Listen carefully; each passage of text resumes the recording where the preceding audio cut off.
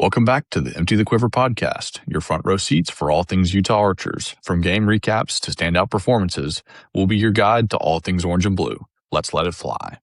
Super glad to be back. We apologize for missing last week. A lot has happened.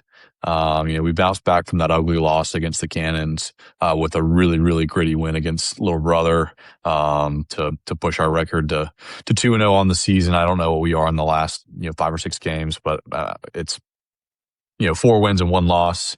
I mean, Nope. we're just 5 wins, no losses. big stat there. That's 5 straight. Okay, so that kind of buries them. The Redwoods and Outlaws play this weekend. There's some potential seeding things to go on there, but more than likely we are the 1 seed headed back to the bank. We'll get into it a little bit later, but there's a few things that we may want to see.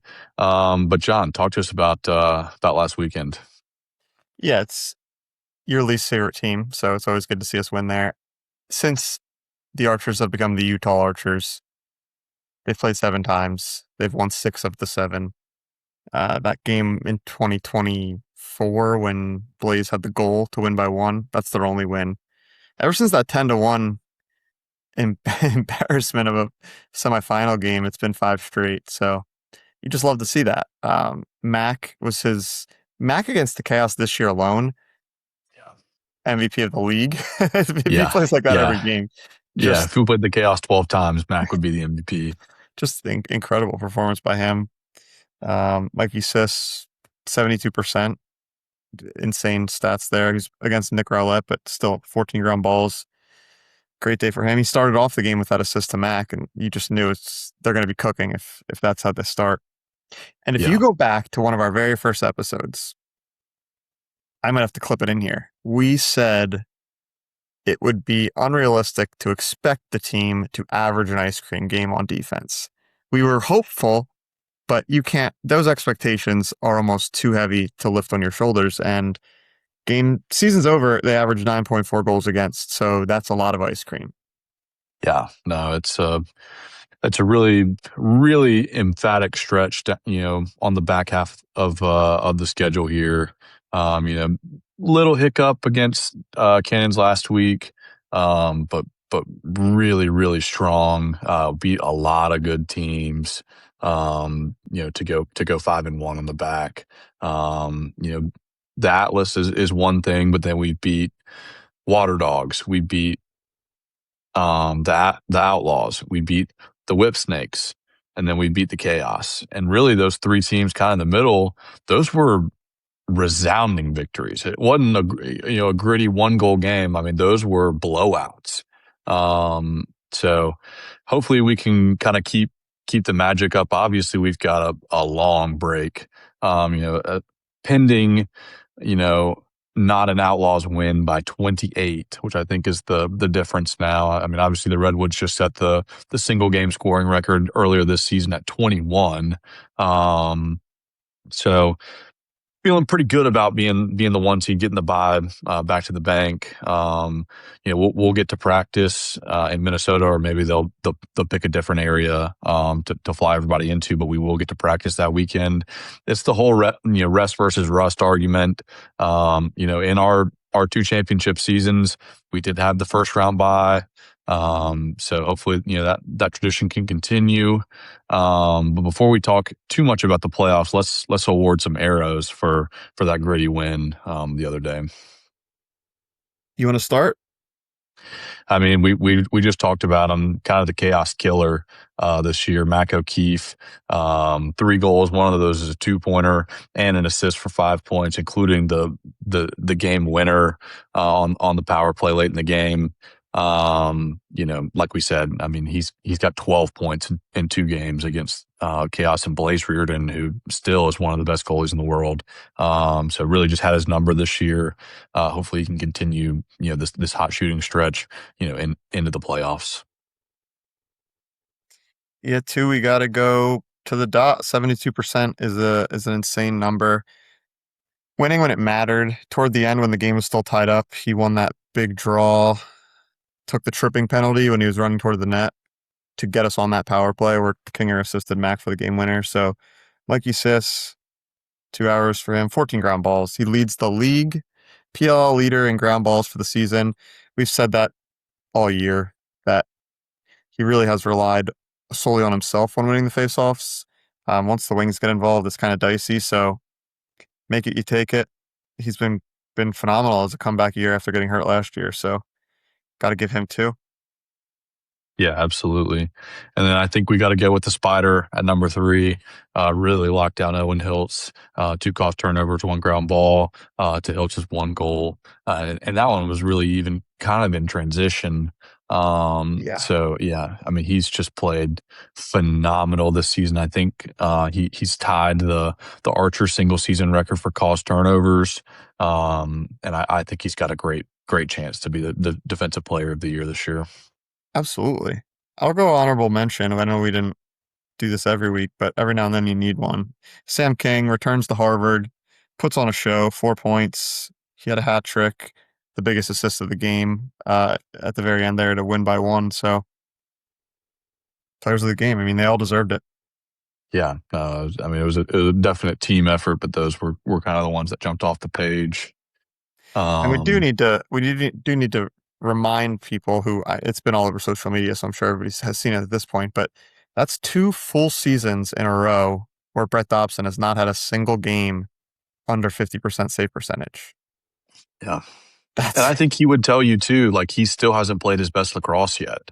I mean, we're about to see playoff Dauber, and if you paid attention, the last 3 years, that is a scary sight, especially with this defense in front of them. So, yeah, super excited about the playoffs. And speaking of, like I said, there's a game this weekend. If the Outlaws win by more than 12, the Redwoods would drop below the Chaos, and so the Chaos will get in.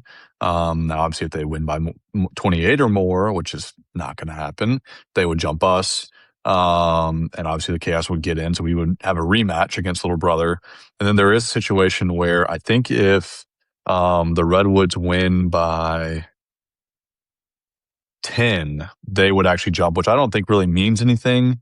I think it may affect, the draft order, the color jersey they wear. That's pretty much it. potentially.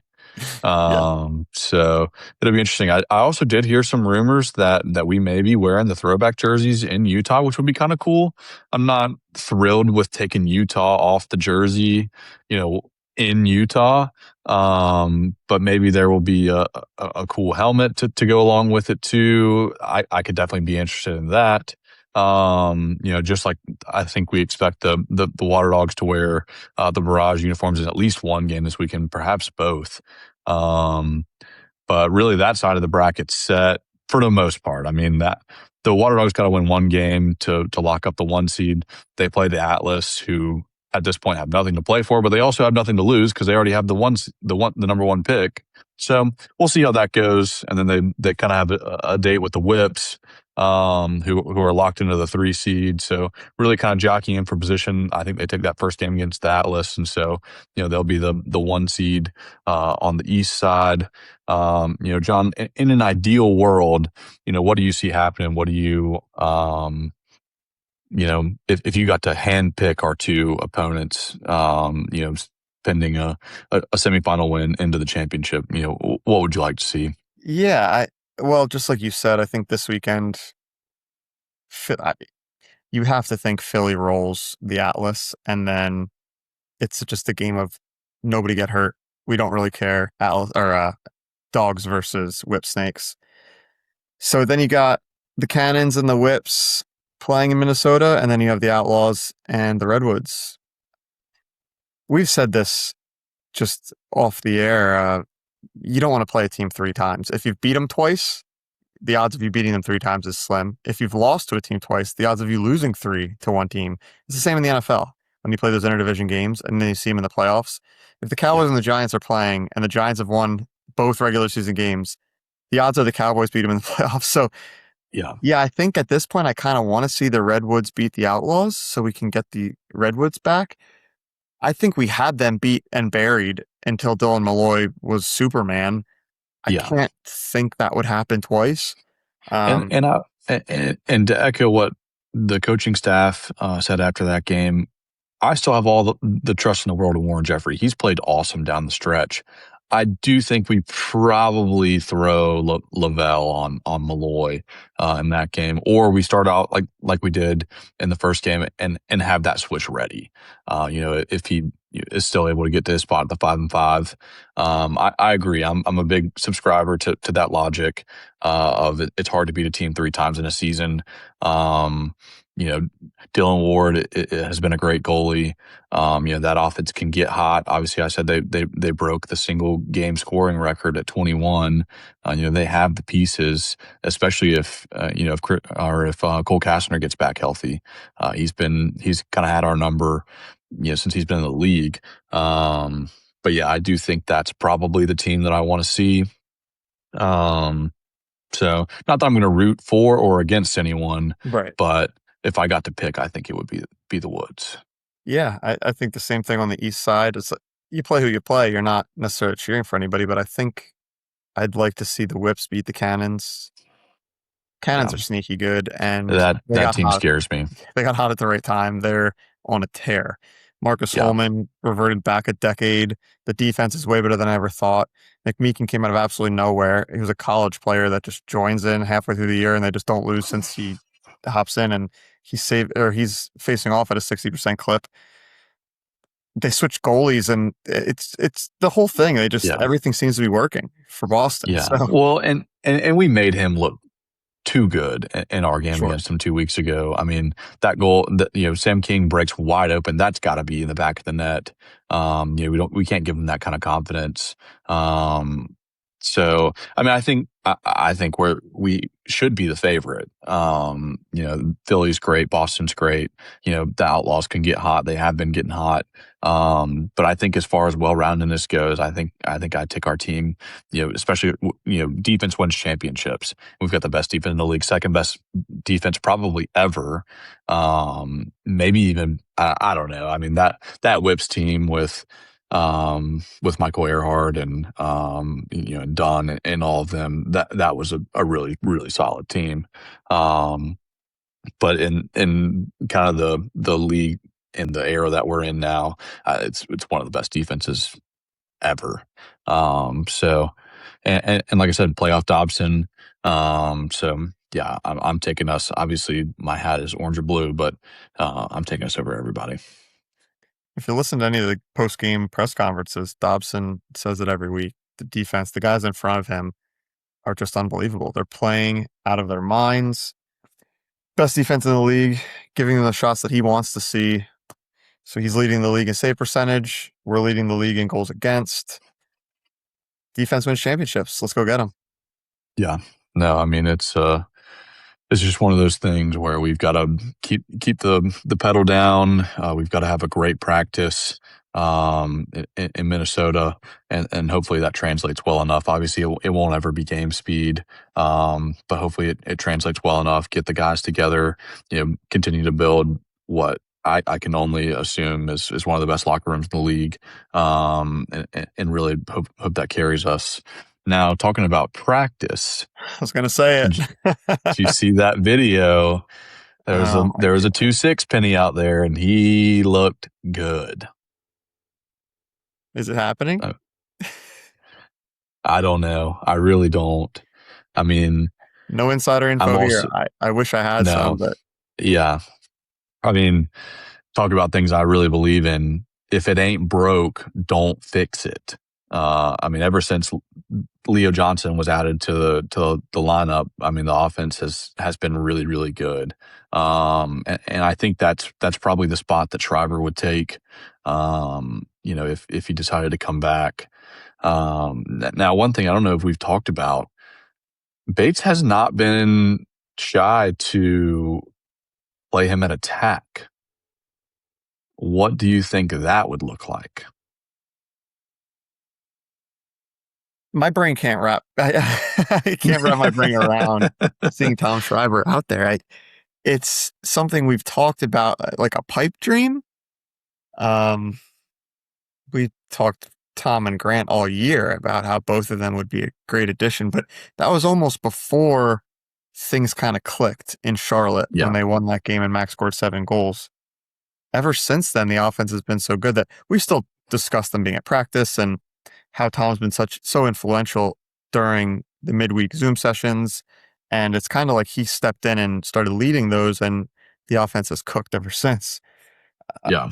yeah, I don't know. I don't know what to think.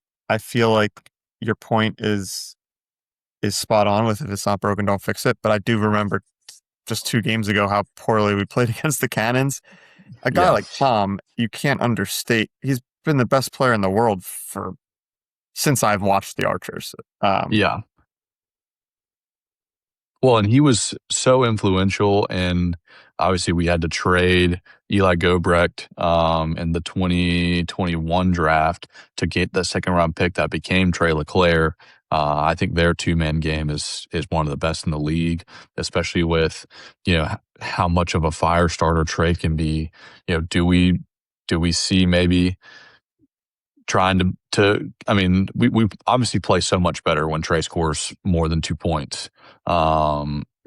Is that kind of the jolt that we need in the playoffs? Or, going back to it, I mean, if it's not broke, don't fix it. It'll be really interesting to see. Obviously, the practice in Minnesota is going to be huge. I think if he doesn't play in Utah, say you're doing a great job where you are. Let's keep everything the same. I think it's make or break in Utah. And if I'm Tom, I'm not sure I want to play in Utah. Obviously, two of my last 2 seasons have ended in Utah in just the worst ways possible. So I don't know if there's some bad juju on the field there or what it is, but I think that's one of those things where say, hey, this is our team going down the stretch. Let's make a decision in Utah, and if and when we win that game, let's stick to it for New Jersey. I don't disagree with anything you just said. I, if I'm Tom, I'm thinking the same thing too. My season ends 2 years in a row on that field. But imagine that comeback tour of, you know what? I'm going to come back and put on a show in front of these Utah fans, kind of Yeah, get a little bit of redemption. We can't even begin to speculate. I mean, we just did for the last 5 minutes, but I don't even think Coach Bates knows. I truly don't no, think when he answers not sure yet, I think he truly is not sure. And I don't think Tom's yeah, sure yet. I think it's very much going to be a test. He had double knee surgery. He's not 25. So he wears 26, but he's a little bit older than that. And it's a lot. Like those guys run yeah, miles during a game. And yeah, it's not just jogging, it's full speed. You watch Trey LeClaire come out of the box. Yeah, yeah. don't get in the way of the train on the tracks. But yeah, I don't know. I'm happy either way, honestly. I think if he doesn't play, we're the 1 seed for a reason. If he does play, he's the best player in the world for a Yeah, reason. So yeah. Well, it would be pretty poetic for him to, obviously have played so well in that 2024 season, to go down in Utah, miss the playoffs. I still give him the ring. I think we're winning that game, with or without him. yeah, But, to get that elusive fourth ring would be just a great way for him, and I hope he does get to play. Um, so yeah, it'll be really interesting. I'm sure it'll be a game time decision. I'm not sure what the constraints look like. Like if we have to release a roster for the practice in Minnesota, does he get bumped off the IR? Does he make the roster in Utah and we kind of practice that night before and really see? I'm not sure what that's going to look like. I mean, obviously, maybe we get those guys out there on Friday, let them have 2 practices before the Monday game. There's a lot of stuff up in the air, so it'll be really interesting to see kind of what happens down the stretch. I'm excited. Regardless, It's we're going gonna, to the bank, yeah. right? You gonna go? Today just put in to take Tuesday off. So hopefully I don't have to go through Miami to get back. I'm not going to plan to go back through Dallas. Um, but yeah, no, I'm going to be there. Yeah, I checked out some flights last night, but very briefly. I didn't. Nothing stood out of. Oh, that's an unbelievable deal. I'm buying it. But Yeah, the goal is to get there. car, I will plane, get there or if I have to drive. Yeah, if I have to drive, I'll go. I mean, I'm not yes, above that. a home playoff game with a berth to the finals on the line. Yeah, How about a recap? Some of our guys this year, points for the yeah. season. It's just It's been so spread out. It's been. right, I mean, and like we've been moving the ball so well. the offense took such a beating for an entire calendar year, spilled over into this year. This offense stinks. We can't score points. We should have drafted somebody at attack number one. And Fields at 34 points, King at 33, Steins at 30, Trey and Mac both at 29, Trey in two less games. The short stick room, 23 points this year out of the short sticks. And it's incredible. And I it's mean, not to just average almost they're not just coming up the field and feeding the attackmen. They have 16 scoring points. The short yeah, sticks. So almost 2 points a game, which is huge.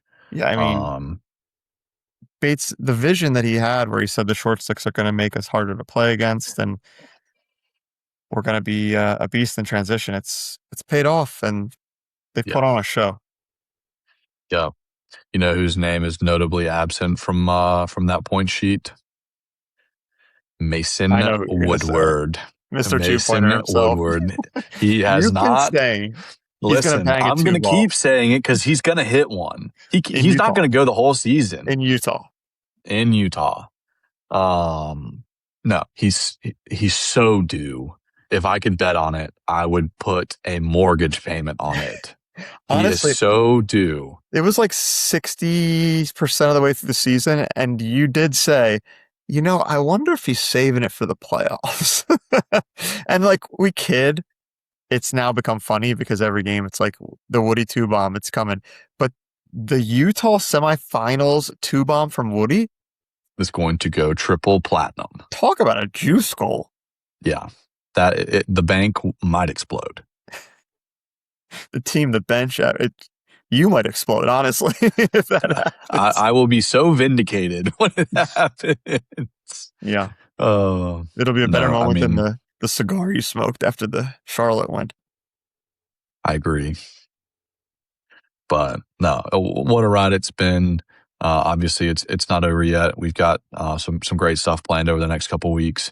But thank you so much for being with us during this regular season. I don't want to speak for John, but I know I've had an absolute blast doing this. Thank you to all of the players, coaches, beat writers at Carey, all of our guests. Thank you so much. I know we're a little fan run podcast with 100 Instagram followers. I mean, we get 20 views on YouTube on the episodes, but for us to be able to be some part of it, I mean, the guys have started to recognize us, which is so cool. For us to be even such a small part of what this team is and the identity, it's the honor of a lifetime. So we're going to keep pumping out awesome content for you. But thank you again from the bottom of our hearts. We really, really mean it.